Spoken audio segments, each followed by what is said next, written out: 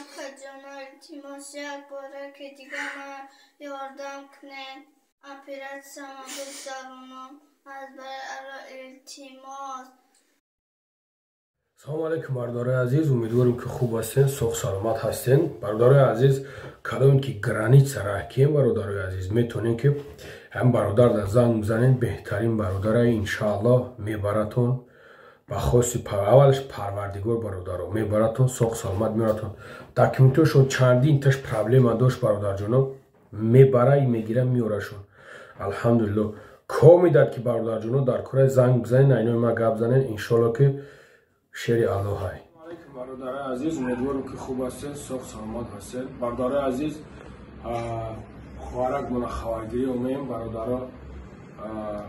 ما فکر کردیم که برادرها یک چند فون بعد گفت که مقصد یاردم میکنیم، دستگیری میکنیم، میکنیم که یگم یاردم کارگی نیستن، یگم چیز کارگی نیستن برادرها. یا چند بلوگری دیگه شان گفتن میایم میکنیمش، نیومدن نکردنش برادرها. اما در نواری که من پرتفتگیم در نوار 150,000 جمع شدگه برادرای هم خوارک به حد روزی کم دودگه به حد بعد این مدرش میشوه.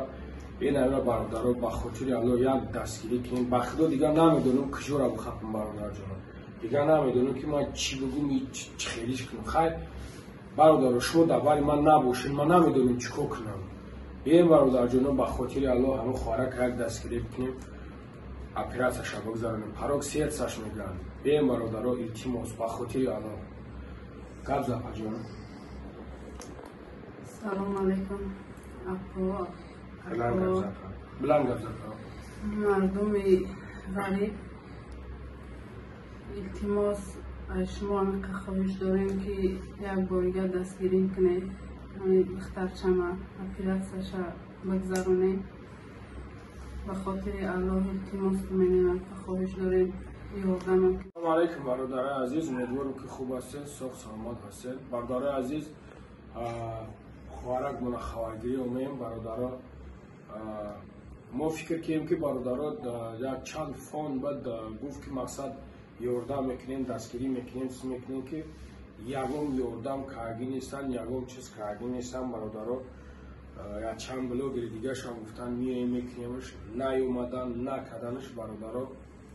اما در نواری که من پرتفتگیم در نوار 150,000 جمع شدگه برادرای هم خوارک به حد روزی کم دودگه به حد بعد این مدرش میشوه. این همه برادرها با خاطر الله یک دستگیری کنیم. بخدا دیگه نمیدونم کجا را بخطم برادر جانم، دیگه نمیدونم که ما چی بگم چی خیلیش کنم. خیر برادر شما دوباره من نباشین، من نمیدونم چی کنم. این برادر جانم با خاطر الله همه خوارک یک دستگیری کنیم، اپریسیامو بگذرونیم، پاروکسیتش میگن. این برادرها التماس با خاطر الله گپ زد جانم. سلام علیکم اپا. بلند گپ زد. مردم غریب التماس شما هم که خواهش داریم که یک بارگه دستگیری کنه، همین دخترچمه اپریسیامش بگذرونیم. به خاطر الله التماس می‌کنیم، خواهش داریم.